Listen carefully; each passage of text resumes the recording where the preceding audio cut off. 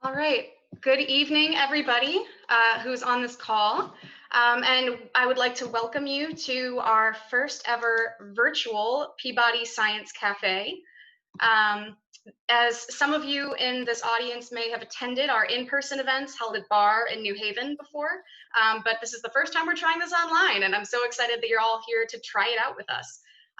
Our theme tonight is beauty, who decides? And I could give a description. Oh, okay, that's fine. And I could give a long description introducing our two speakers, but I may just have them introduce themselves. Nope, Byron is shaking his head no. But the two speakers that we have today are Dr. Rick Prum. Sorry, technical difficulties here. Sorry, thank you for bearing with me. Okay, so today we have Dr. Rick Prum, and he is the William Robertson Co-Professor of Ornithology and the Ecology and Evolutionary Biology, and he's also a head curator of Vertebrate Zoology at the Peabody Museum of Natural History. And we also have Byron Kim, who is a senior critic at the Yale School of Art, as well as an artist in his own right.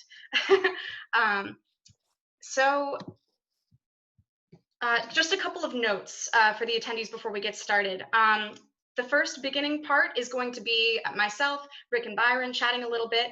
And throughout this entire presentation, at any time, we encourage you to use the Q&A feature, which you'll find at the bottom of your Zoom window, to ask questions that I will later pose to our two speakers. As some people were mentioning in the chat, yes, all your microphones are muted. Unfortunately, this isn't like the back room and bar where we can easily pass around a microphone, and I apologize for that. But please submit your questions by typing them in the Q&A function, and we're going to get to as many as we can before the evening is out. And any last notes? And I believe you all clicked yes, this meeting is being recorded. I just wanted to disclose that to you all. And without further ado, I kind of wanted to start with my first question to Rick and Byron, and either of you can answer this first if you would like. My first question for you sort of has to do, is very broad. And it's sort of, oh, there's Chris, okay. Sorry. And that first question,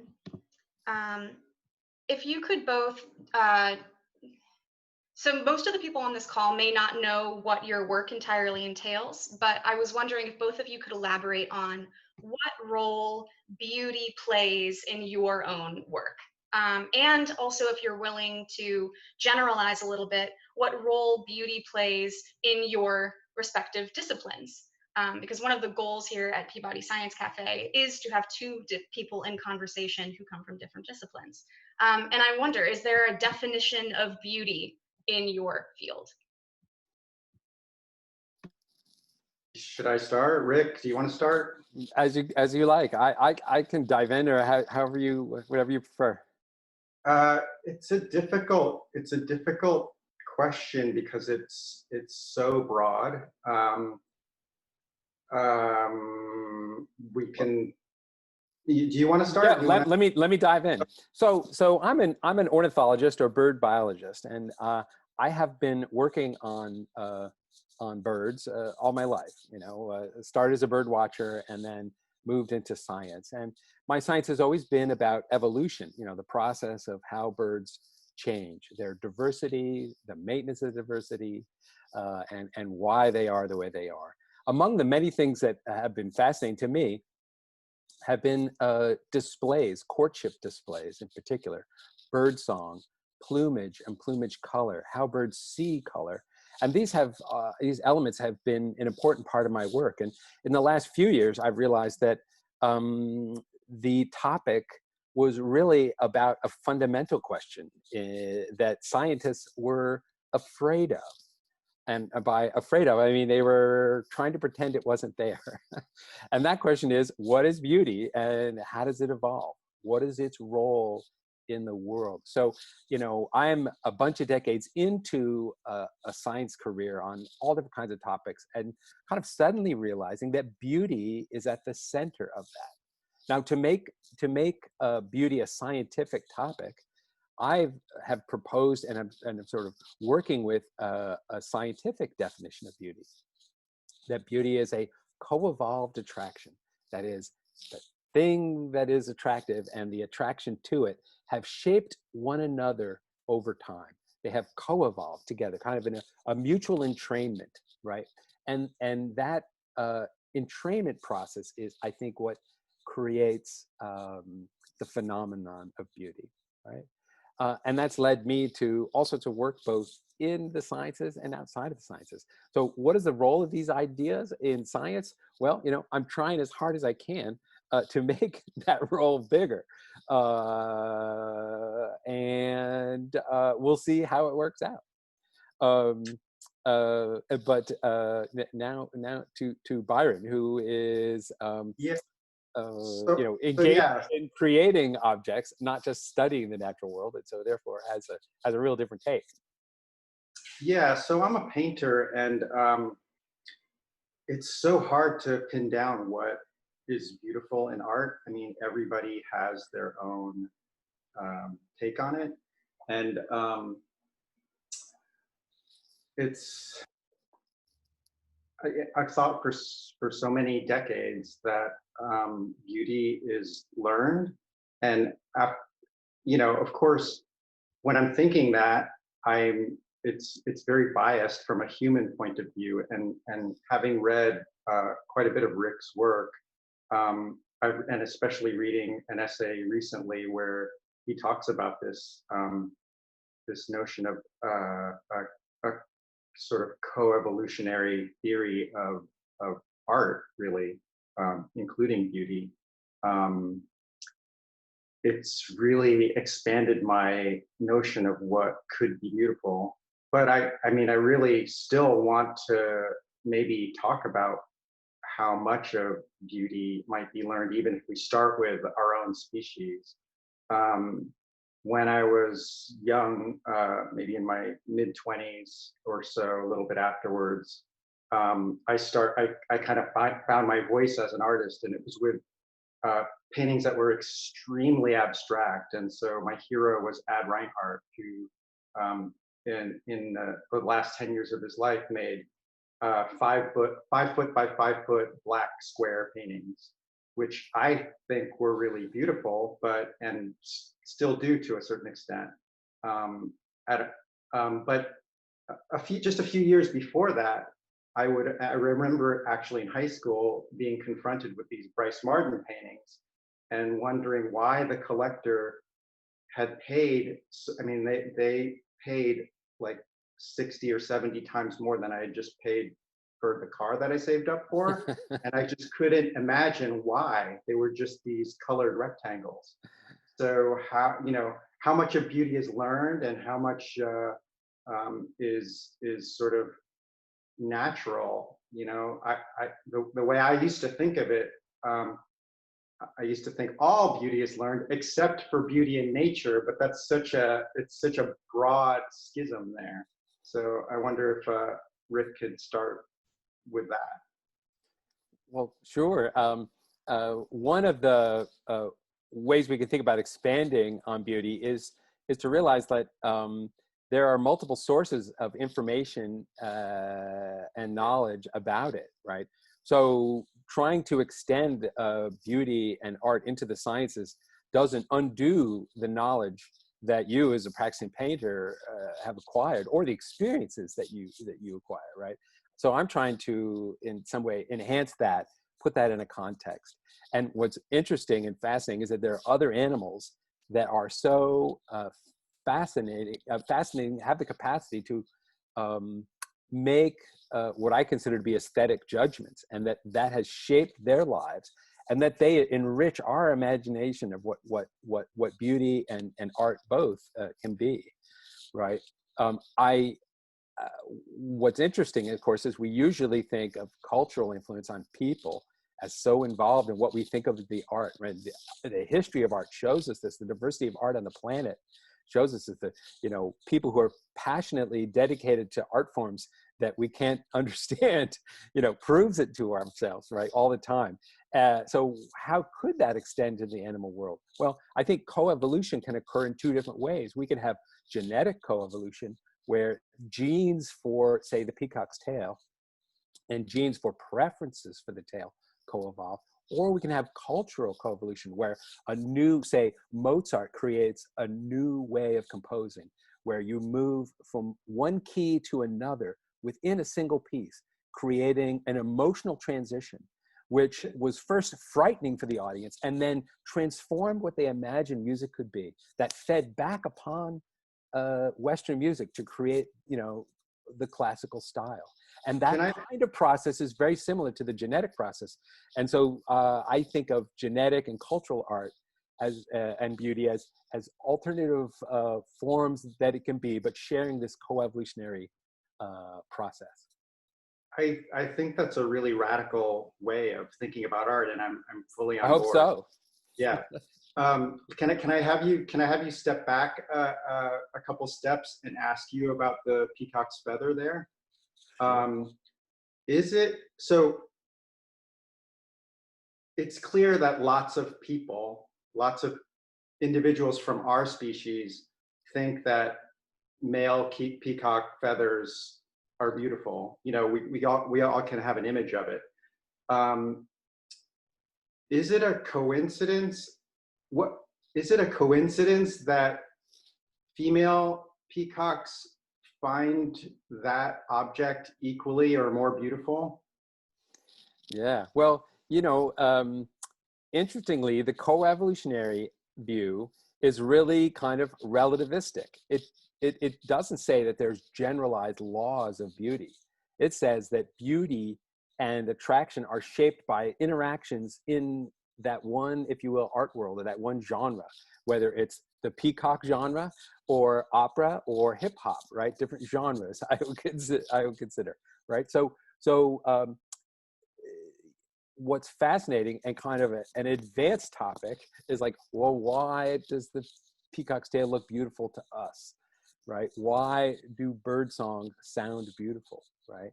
And I think that is probably because of something extraordinary about people, that we are dipping into some of these other art worlds, other communities where art has been co-evolving, where beauty evolves, and also regarding them. The other thing is, colors are physics. They are light waves. We have a lot of visual systems in common with birds.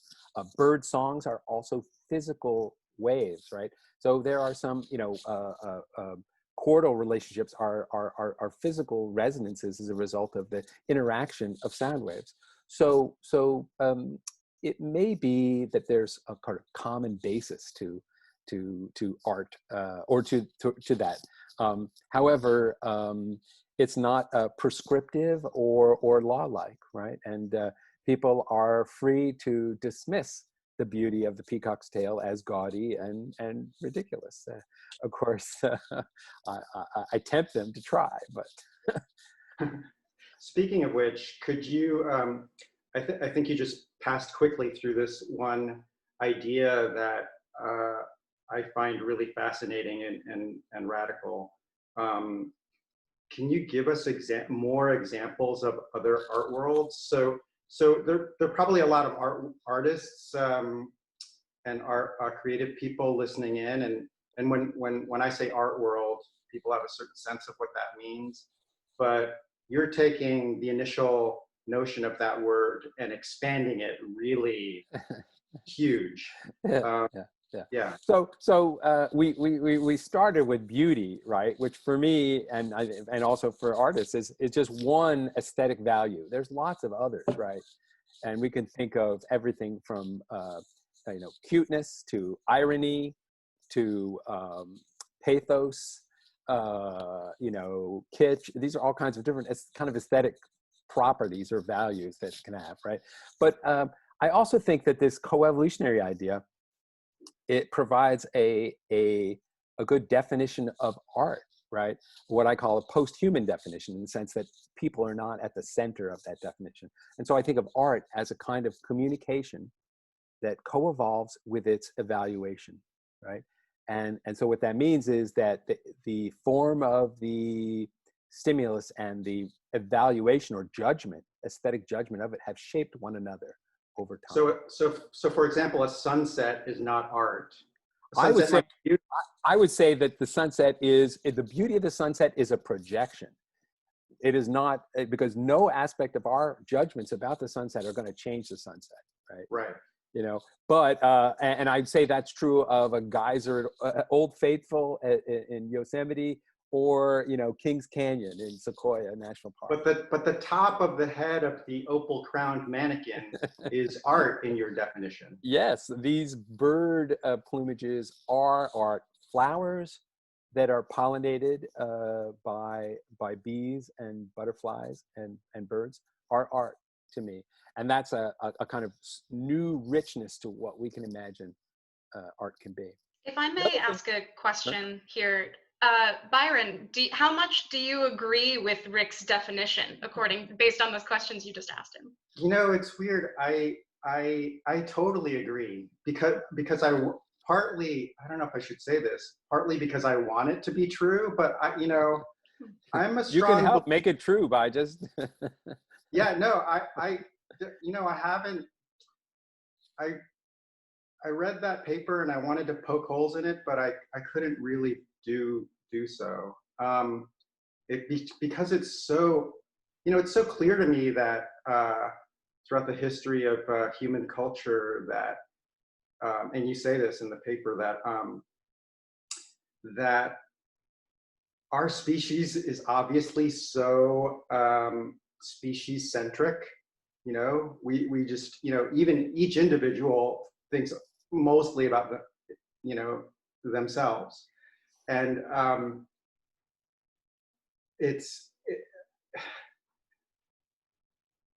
whenever whenever things have changed to the point where, you know, we decided that the Earth wasn't the center of the universe, for example, our conception of it has expanded. And that's the way I look at this kind of thinking. What was I going to ask? Yeah. Well, I'd like to ask Byron a question, and that is, you know, one of the things that that a lot of people associate with the arts is, at least traditionally, is representation. That's something, you know, making a picture that you know, animals simply can't do. Well, mostly they can't do. You can have an eye spot on a butterfly or a moth that will really look like an owl eye and be flashed, you know, and perhaps actually represent an animal eye. But your art is also actually has connections, is not just color. It has meanings. It has contexts. It has resonances. And so I'd love to hear you talk about, you know, representation and, you know, that aspect that may be uniquely human, or maybe just we do it in a special way. That's a really interesting question. You know, when we attach meaning to phenomena, that does to me seem uniquely human. I mean, the eye spots on the back of a fish or something, that isn't something that the individual fish co-evolved. That was something that happened in a much greater system.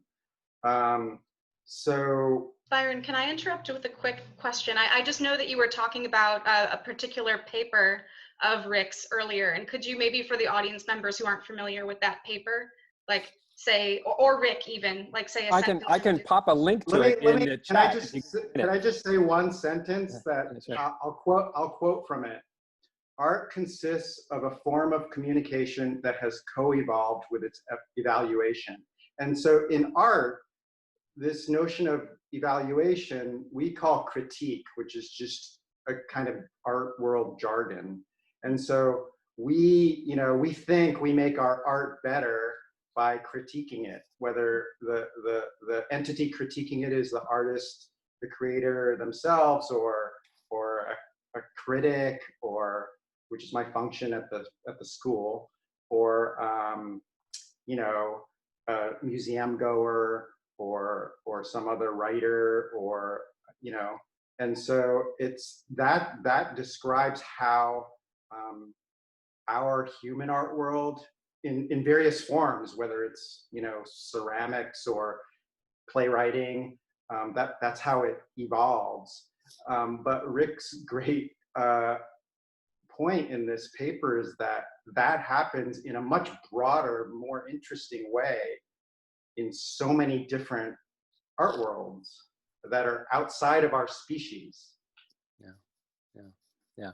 That, you know, in some ways the art world is really the community of producers and evaluators, and obviously, in which judgment is happening. And that includes both producers, and obviously producers are evaluating other people's work. Writers are all readers, painters are all observers of other people's paintings, right? And so there can be the same individuals, but those communities are the, if you will, populations in which art co-evolves, and they can be rose-breasted grosbeak or hip hop, or maybe St. Louis hip hop, right? You know, it could be all these different communities where art is happening. So I have one other question before we move into the audience Q&A, and I know you guys have already talked a little bit about this already, but I wonder if you both could maybe draw on a personal experience to like inform. In your opinion, do you think how individual is my own definition of what something beautiful is? Like, how much is it the fact that my individual makeup makes me think this thing is beautiful and this thing is not, versus the fact that's mostly driven by the fact I'm a human or a mammal? Or... Hey Rick, I'm going to answer. I want to start to answer Mad's question by asking you to throw up an image. So I was thinking about what my favorite bird is, and I think of the 5 images I sent you, there's only one image of a bird. Is that correct? Mm-hmm. So that's my favorite bird. Do you recognize it? Yeah, that's a condor. That is a California condor, I think. Exactly. And so can you guess there are many reasons why to me that's the most beautiful bird. You know, I'm exaggerating a little bit because it's my favorite bird. It's not only because it's beautiful, but you can imagine certain aspects of it that are really beautiful, right? Yeah. So could you guess at those? Well, you know, if I'm proposing somehow that that you know, ornithologists or birds can be a form of art. Now, what kind of art would this be, or could this be? Really, you know, what's interesting about this bird is that this is monogamous. These birds are paired up. They pair for decades and decades with the same individual, breeding every other year for 40, 50, 60 years, right? And so they know each other as individuals, and they're entirely black, except for these extraordinarily subtle, close distance colors that you see on the face. Those are carotenoids. That's the yellow pigments. The red is blood flow, and then that blue or purple is a kind of structural color that occurs in other sorts of vultures as well. It's quite extraordinary. The head is explain structural color, Rick? Yeah, these are optical colors, like a rainbow or like an oil slick. It's light interacting with the material of the skin. In this case, collagen fibers. So only that blue is structural color, whereas the rest is pigment, which you find and multiple pigments, both capillary blood flow, like a blush, and then that orange is a carotenoid, which is like beta carotene that you get from carrots and, you know, tomatoes, and they're antioxidants and they're good for you.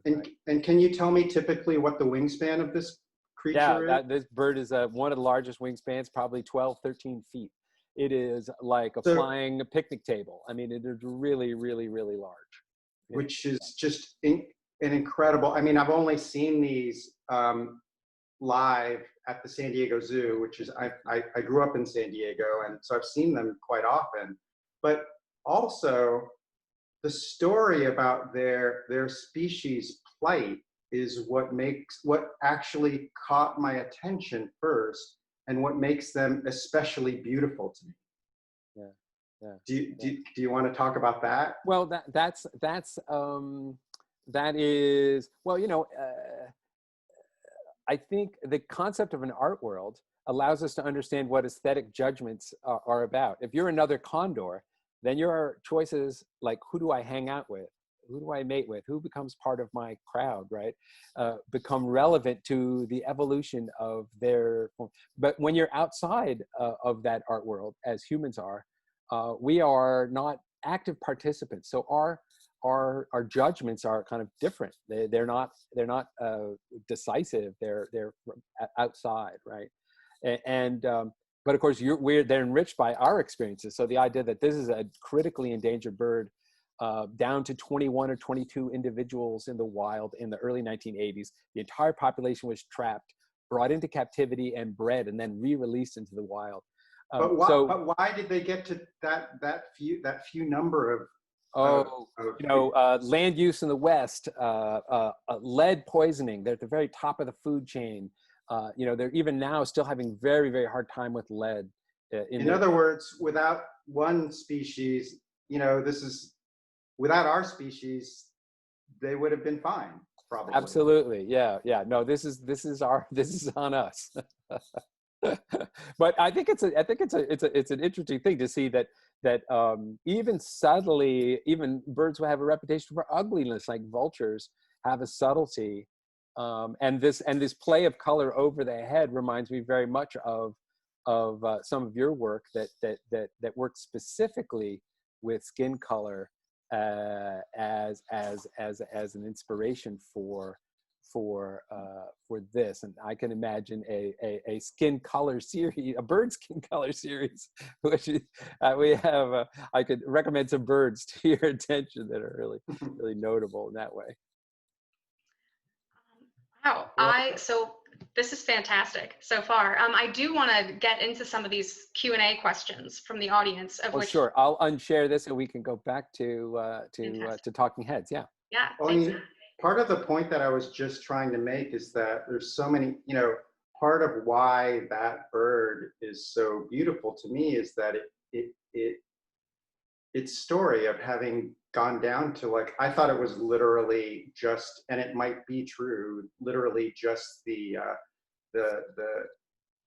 individuals that were in captivity at one point, and then they were re-released. Yes, I think that's entirely true. The entire population is descended from captive bred birds. So yeah, and now there are many dozens, or maybe 70, 80. Yeah. So it's a beautiful, it's a very sad and beautiful little story. So there are all sorts of, ways of looking at beauty. Yeah. And on that note, one of the questions I have for you next kind of pokes at that, the definition of beauty, and starting to tease apart the language a little bit.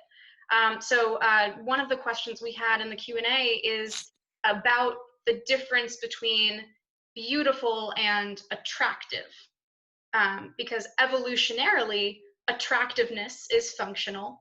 And if beauty is in the eye of the beholder, is it biologically functional? Yeah. So since this is about biology, I'll take it. The interesting thing about attractiveness is, of course, it's a much less powerful word, and changing the way people think is about gaining control over the language and transforming the way we think. Attractiveness is a way to reduce the functional, the power of the concept.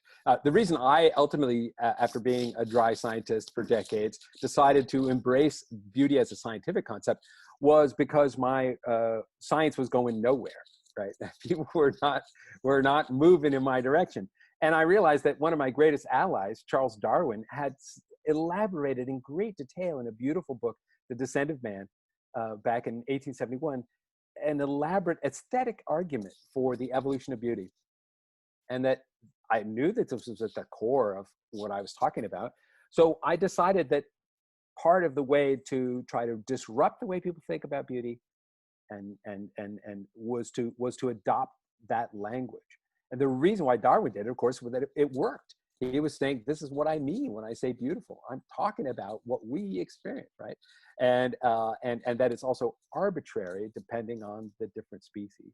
So what is its function? Well, of course, the vast majority of my biological colleagues think that the function of beauty is merely a kind of utility, right? That it is a way of getting better. By choosing the most attractive, you will evolve to prefer the thing that is best. And so what that takes of beauty and flattens it and turns it into another kind of utility, which as far as I'm concerned, is a way to control the irrational reality of the aesthetic, subjective experience of animals and make it rational, to make it practical.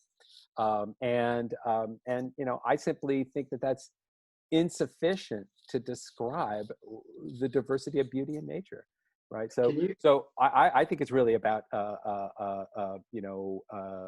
this property of co-evolving with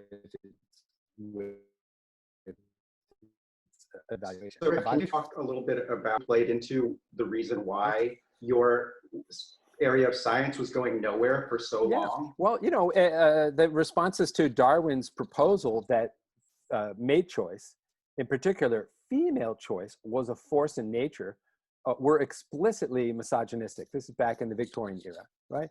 When people called it, vicious feminine caprice, which was basically like not vicious like a barking dog, but like full of vice, that is sort of morally corrupted. And this idea was that the idea of attraction for its own sake was immoral, right? And so one of the things that I think led to the idea that sexual selection or mate choice is a kind of adaptation was really a way to get it under control.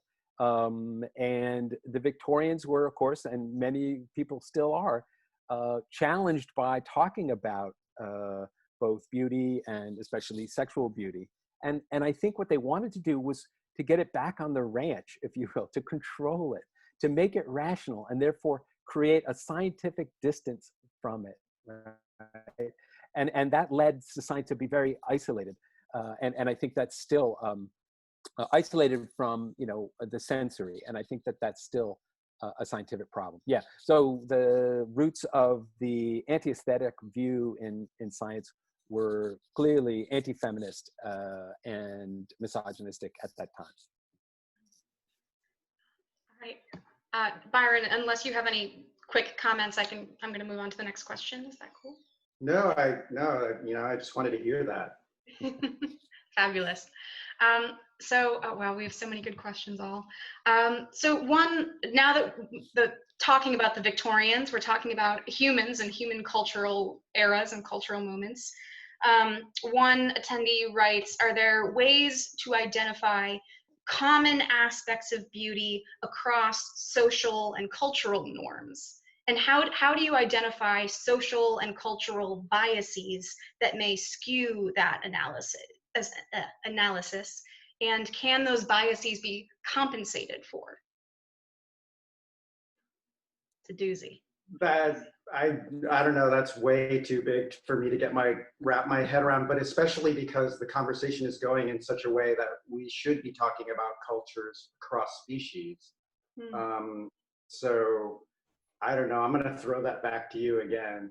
Yeah, I think really, I mean, there is an anthropology of beauty, a sociology of beauty, a psychology of beauty. This idea of a biology of beauty and its complexity don't shut any of those conversations down, right? Those are all still ongoing, right? you know, and you just look at obviously, you know, for a certain period in imperial China, people would paint a painting in the same fashion or for something like 500 years. That would be as if we were still composing symphonies today in the style of Haydn and Mozart, right? And so why was that? Well, there was a lot of top-down control over what art meant, right? So that was a cultural force that changed and constrained how art happened, right?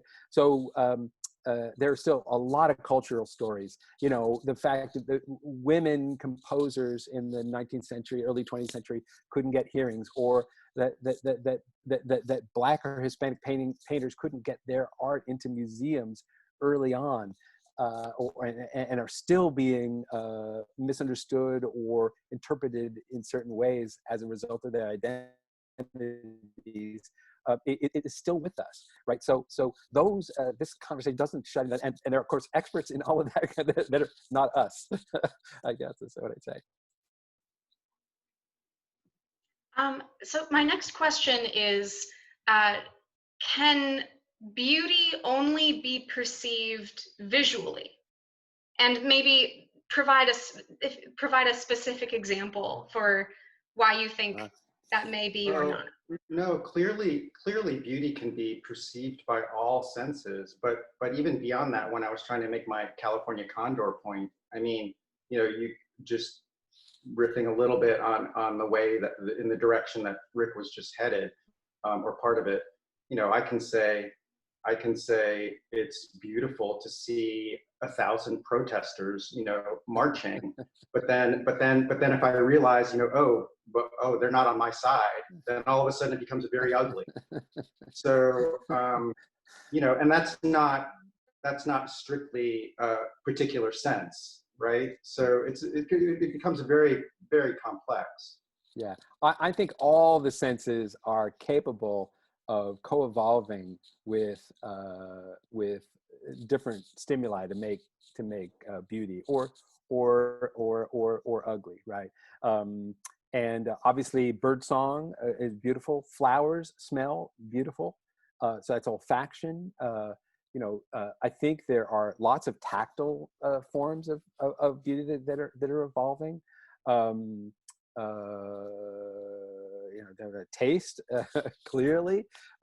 Peaches, you know, I had a peach today. Now that's co-evolving with or an avocado, right? These are beautiful. They have co-evolved with us. We've selected on them to create this gustatory beauty, right? So yeah, all the senses can get there. So you're saying, you're going a little bit further and saying that that's art. Sure, I think agriculture is art. You know, I mean, and yet you don't talk to any butcher about a well marbled cut of beef, right? They're waxing aesthetically, and you know what? It co-evolved. We bred it into the meat. That's not the way wild animals store their fat, right? Those are genes that we highlight, like Chihuahuas or homing pigeons. You know, we bred these things, or chicken breeds, right? We bred them to make this. To be ourselves. So I think that is kind of cultural, biological co-evolution. Very interesting sort of category of art. Yeah. I mean, that same cut of meat to a vegetarian might absolutely smell horrible. Yeah, but cheetah is going to enjoy eating that zebra. But there's no aspect of the zebra that has co-evolved to make the cheetah like it. So that is not beauty. That is not art, right? Wait. What? Explain that. The zebra, you know, is not evolving to make the cheetah like it. Oh, right. But the well marbled Angus beef or whatever, gotcha. Selecting on it to give it that property that some people enjoy, or a tomato, right? And you look at the way in which fruits and vegetables have been transformed from the wild. They were started as art, the fruits and vegetables, but now they really are. You know, so much of this conversation brings up, and I wonder, I'm sure there's a question over there. I don't want to look at the Q&A part because it's going to distract me, but you know, whenever I think about this kind of stuff and read Rick's work, the God question pops into my head, and I don't want to go there, but you know, Well, like when you talk about, you know, humans marbling the beef, it just sort of reminds me of that question. well, some of the most fascinating conversations I've had since publishing, you know, my book, The Evolution of Beauty, in 2017, have been a couple conversations with theologians. And so we're talking, you know, back and forth, lots of emails, you know, multi-page emails. So it's a big topic, and I don't have an answer except to say that, yes, these questions are deep and important to lots of knowledges, ways of having of gaining knowledge. And actually, on this notion of the God question, or this notion of the creator, I've got a question that I'm going to start by posing it to Byron. And this is a question on, in defining art, what about intention? Or, you know, many artists may not try and create a work with the single goal of being beautiful. The goal may be to make something meaningful. And I'd love to hear your thoughts on intention and choice, and maybe how separate or overlapping are these notions of meaningful and beautiful. Yeah, well, I mean, that's such a great question. I think that for me, intention and meaning has been everything, right? But yet I somehow don't disagree with Rick's proposition about these other art worlds. And the way that I got there when looking at his work was, I thought about, you know, like the most way out art world in another species, and then started to think about, oh, what about these animals that we've trained to make art, right? Actually, in Rick's definition, you know, an elephant spraying a canvas to make art, you know, it's like really bad art, right? It barely meets the definition, maybe because, you know, you're training it not to, you know, waste too much paint over there or whatever. But it's so interesting I used to think that intention and meaning were everything, but who knows, you know? Yeah, I can respond to that in two ways. One is, you know, there's a bunch of birds that learn their songs, and they have culture, and that's a whole other question. But on the topic of intention, we know a lot about the neurobiology of bird songs in birds that learn. And so in one of these species, there was a powerful paper a few years ago where they looked at male birds that were singing to another male in the same cage, or by himself. And in those cases, the part of the brain that was associated with learning and the part of the brain that was associated with singing were both turned on, if you will. So what I mean is the bird was actually listening to his song, monitoring it, and sort of comparing, how good am I doing, right? But when he was singing to a female bird in the cage, then the parts of the brain that were listening to himself were turned off. The bird was not merely a music box wound up, but was showing a deep brain difference in the state of performance and practice, right? And this really speaks as close as we could, I think, without actually having a conversation with the organism to find out, is there an intention? Is there a creative performing intention? And I think the answer is yes. This bird, if you had a comatose patient and you were trying to figure out, are they conscious? And you had data like this, you would say absolutely yes, right? They know the difference when somebody is in the room or not in the room, right? And so that's what was going on. So I think animals, we have close as we can get to thinking that animals have intention, and not only that, creative, aesthetic intentions, right? Now, this is actually an answer to the last question on art worlds, a weird sensory. There are electrogenic fishes, right, that in the Amazon and in the Congo Basin in Africa that live in very, very dark, murky water. And they originally have electrical systems to sense the world around them, like sticks and even food items. And then they have evolved to sing electrical songs. And the electrical songs vary in tempo and in frequency, sort of, different sounds, but not sounds, but different electrical waves. Now, we are completely unable to sense these, but to the species themselves, to these fishes, they are courtship and social signals, right? So these are kinds of art and aesthetic signals that are completely insensible to us. So not only are all the senses capable of evolving to be art, but there are entire areas or modes of beauty that we can't even sense ourselves. You know, if I think about your question a little longer, I feel like I want to bring back, I want to privilege intention more, you know, just because it's interesting, you know, like I want to go all the way there, but with Rick, but you know, it's once he decided to use art world as the, not that I'm that attached to my art world, I'm very much not so actually, but you know, so many different human arts have had so much meaning for me, and I can see how much beauty there is in nature, but meaning is a different story, and that seems to be attached to intention. And so, you know, it's interesting. It's interesting to think about. Well, humans, I think the post-human definition of art only allows us to understand what's special exactly about that topic. That is a special quality of even some kinds of human art, and that is a kind of context that I think comes out of this work, right? So obviously, right, humans make some of the most fascinating art ever, that is still true, and we learning more about that through this kind of process.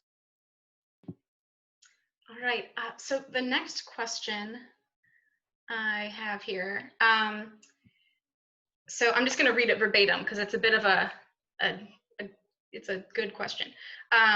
So I'm wondering how one might reconcile the relationship between beauty and beauty perception to co-evolutionary processes with the individual tastes and preferences that Byron had mentioned is so prolific in humans.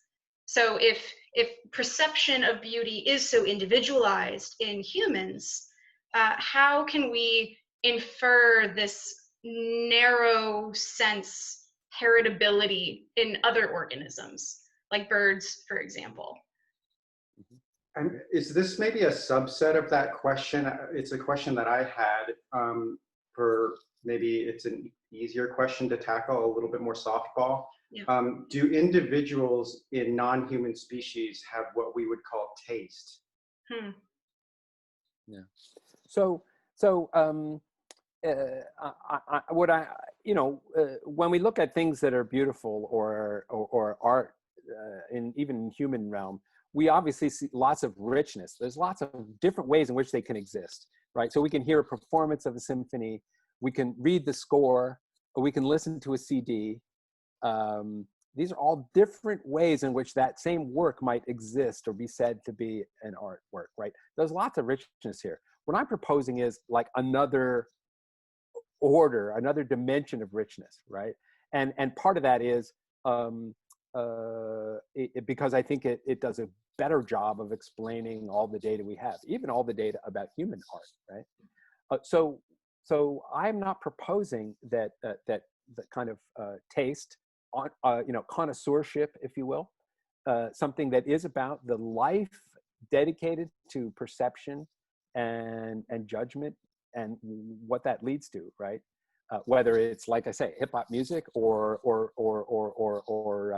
ancient pottery, right? We can become a lead in lots of different ways in our application to studying art. I'm not saying that's the same as birds, but there are birds, for example, that do have extraordinary capacities. Bowerbirds, which make elaborate constructions. They live to be 20, 25 years old. They gather different materials, so they curate them in separate piles. They have, and if you mess them up, they immediately return them back to where they are, right? So there are birds that have individual judgments, right? There are also cases of extraordinarily rapid culture change, like whales sing songs and they learn their songs from other whales. And back in the 1990s in Australia, there was 2 whales from the Indian Ocean distributed or dispersed over to the Pacific Ocean, singing those Indian Ocean songs. And it turned out that in 2 years, all of the whales in the Pacific side of Australia switched over to singing these new West Coast songs, right? And that happened in 2 short years. Now, whales live to be 40, 50 years old. So that was an entire culture shift that occurred in essentially sexual culture in a 2 short years, right? So those whales had to make judgments. They had to say, am I going to sing this old song or am I going to go where everybody else is? And they all went with the new song, right? And that still, transformed what whales are singing off the coast of Australia even today, right? So so I'm not saying that those 2 topics are the same. There are different ways you can have coevolution, but there's lots of non-human ways to do, say, connoisseurship or taste in an individual life that show that we cannot just keep this topic as a human definition, human-centered definition. So this notion of taste, I think, is a good segue to another question we have, which was an ask for the 2 of you to talk about the seeming opposite of beauty, which is the ugly. And I'm kind of curious, to both of you, does ugly, is that the opposite of beauty based on what you know? And also maybe to tie in what I'm seeing some other people ask, not just what is ugly, but maybe ways in which, animals or any living thing has evolved to adapt ways of being that are less aesthetically pleasing, and maybe what talk about. There's so many examples of how the ugly is preferable, or I almost wanted to say beautiful, but like there's this constant argument in my family where I want to watch the British Bake Show and everybody else wants to watch something stressful. A lot of those stressful programs are really interesting because they're ugly. They show something really, a lot of conflict. When I'm watching TV, I personally prefer, I don't like this in my visual art, in my painting. There's also the notion of, I don't know how to articulate this, but in between what we are talking about now, this morning I was listening to a couple of ravens because I knew I was going to be talking to you. I was really focused on these ravens. There was a very rare rain here in La Jolla, and they must have been talking to each other about that. They were really loud, and they were drowning out all the other bird song. But that to me was not beautiful because partly, I guess, because it was so utilitarian. They were talking to each other, right? Yeah. And well, there's plenty of communication that is not art. Warning calls like rah, rah, rah, here comes a predator, or where's the food, or these sorts of things require kind of straightforward communication. And that's true of us. We don't stop and look at it and say, do I like that stop sign? And before you stop, it means stop. So we have messages that are also not art, right? That are informational, and that's true of animals too. I'm fascinated by the examples of coevolution between species. I mean, we can exclude our own species, but they're also between humans and other animals. Like, I wonder if there's an example of, birds responding to bird song like human compositions. But also, there's so many examples of, like, it's not about food, or it's not about song, but there is a bird in Africa called the honey guide, and the honey guide eats wax, but it can't deal with the bees. So the honey guide does a dance and attracts an animal called the honey badger, famous in internet. Yes, the honey badger, to come and rip apart the honey bee hive. And so it attracts, and it does the same thing with people, and people have learned this. So this is a display, a very particular weird waggle dance that the honey guide does to another species to attract it to come kill the bee so that it can eat the wax, right? So that's a very, very elaborate, and it's aesthetic. I mean, it is definitely it's an attention gathering, weird little dance that the honey guide does. Right, so that's about as odd interspecies as you can get. Fascinating. So first of all, thank you all for putting up with my technical difficulties.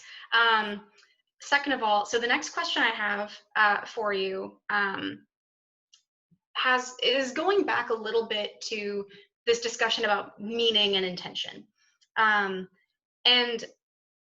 for example, a poison dart frog's color has a clear meaning to predators, for example, but that individual frog didn't necessarily intend or want to be, I want to be red, I want to be blue. So I'm curious to hear from both of you, how do you reconcile humans' art worlds and that human art world need for meaning with the poison dart frog's evolution, dynamic evolution, with that lack of individual intention from the animal? Well, we're stuck with it. We're stuck with this need for meaning. Our species is stuck with it, and that's what makes our art worlds so interesting to us. Me personally, without these art worlds that are full of meaning, I don't know if I would want to be around even. I don't know if I would want to be, now that I know this, I don't know if I would want to be a poison dart frog that doesn't get to choose much, even though a lot of those animals are incredibly beautiful themselves. And I buy Rick's premise that their colors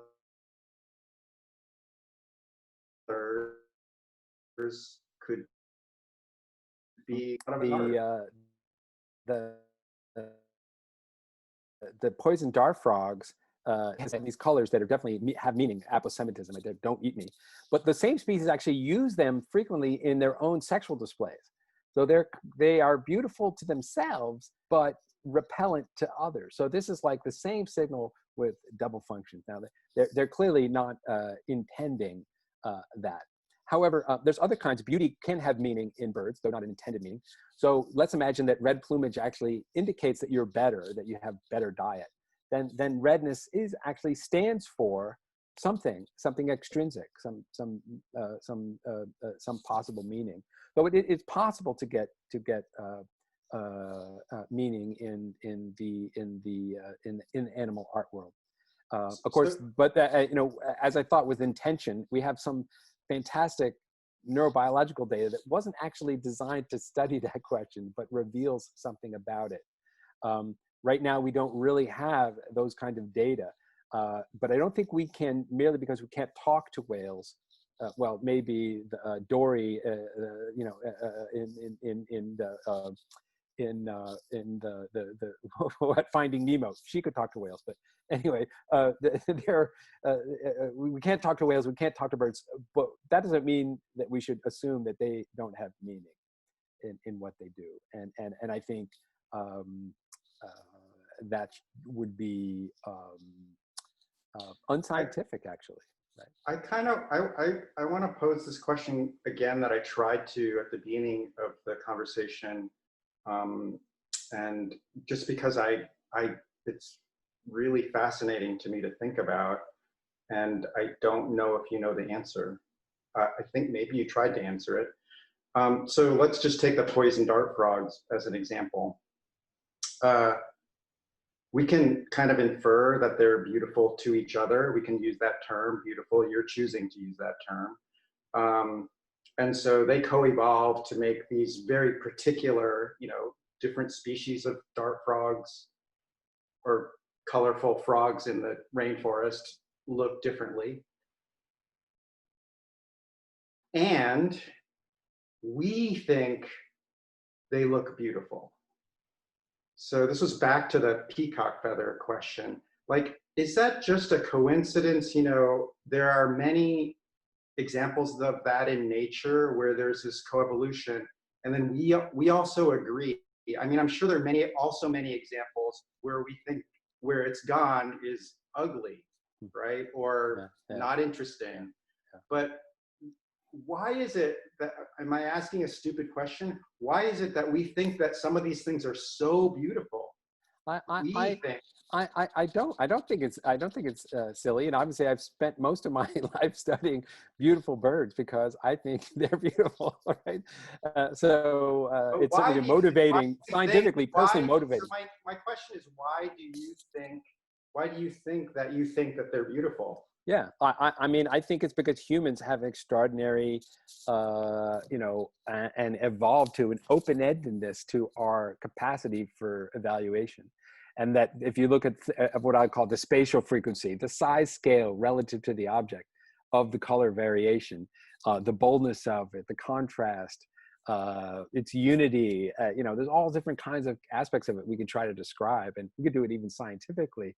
It's real. There's something that make that stand out, and that standoutness is not an accident. It stands out for the organisms themselves. It's evolved to stand out to color visual systems of other vertebrates, and so it's made to be salient, if you will, to us. And but obviously, if you went around eating them, you wouldn't last very long. One of those little guys would knock you out, right? So it's a powerful genre, that those poison dart frogs. And so I am going to ask one more question from our Q&A for the evening. And if we didn't get an opportunity to get to your question in the Q&A, I apologize deeply, but if you're interested in learning more about this topic, scroll up and find the link to that paper that Rick posted. Look up either of our speakers and look at the wonderful work that they have created, and perhaps even try and find time to engage with them outside of this seminar. But the last question that I have, and we brought up art worlds very early on in this event, and so it kind of seems full circle to me, is kind of the basic question of how do you draw the boundary of an art world, and what constitutes it? What is in and what is out of a human art world, a pelican art world, et cetera, et cetera? And maybe either of you, where specifically do you draw those boundaries? Well, I'm actually working on a paper now on what I call the ontology of art worlds. In what way do art worlds exist, and how are they? I think that they don't have a definition. I think they're historical entities, right? That is, they propagate through time. They have a beginning and a flourishing and a potential reproduction, and then an inevitable end, right? What I think means, what in order to be within an art world, one has to be a player in the convolution of the art form. And that means either producing or evaluating in a way that is meaningfully related to that thing. So when you buy a book or pay for a piece of music or pay an art museum and then get a ticket and go inside, you are participating in an art world. When I listen to some of my kids' hip hop favorites, I'm an outsider to that art world. no judgment that I make has any influence on that music because I'm not participating. I just sort of, and when I listen to Rose-breasted grosbeak, it's the same thing, right? My opinions don't matter to that art form, right? I am a non-participant. I'm an outsider. And so I think it's that idea of one's choices having, and one's evaluations having the possibility to participate in the coevolution of art. And that's what it means to be in an art world. I'm equally reluctant to circumscribe any art world. I certainly have no expertise to do it in the scientific way that Rick might attempt to. And even within human art worlds that I have more experience with, I think that, you know, we just get ourselves into trouble by trying to, the reason why I like this expansive notion of art worlds is that it's so inclusive and also privileges diversity so much. And so, you know, I'm as guilty of it as anyone else. You know, I have in the past, you know, thumbed my nose at certain, you know, I have a sense of what art is good and what art is not good. You know, that's what I have to do at school. But it's much better to let all art worlds sort of bleed into each other and entertain the notion that a diversity of forms and also examples within those forms, you know, they can overlap and the more the merrier. Thank you both so much. And thank you both for that question, especially because I particularly enjoyed it. And thank you for taking part in this event. Oh, did I freeze? And I did want to thank our two ASL interpreters. Can I ask one last little? Oh, go ahead. Sorry, I think that it's my computer being a little frustrating. Were you going to add on, Byron? No, I just wanted to, I thank you all as well. But I kind of wanted to ask Rick, I know I've been asking a lot of questions of Rick, but I just wanted to see what his take on one. I wanted to ask a very specific question. We were swimming in the ocean this morning, like about a half mile out. And on the way back, we ran into all this seagrass. So we ran into many examples of the California state fish, which is the Garibaldi. You have a picture of it there. It doesn't make any sense to me, its color. It's such a beautiful color. There you go. Why, like, you know, everything else you see when you're swimming around where I live is basically gray or brown or tan. So why would this one example of something be so, you know, I can understand that it could be reddish brown or something, but why is it that color? Why? Well, you know, that's fascinating, Byron. And the first thing I'd say is lucky you. I wish I'd seen a Garibaldi today. Second, you know, I think you should have asked an ichthyologist. But third, I can stick my neck out and say a few things, which is that, you know, it's a carotenoid color. It comes from the diet.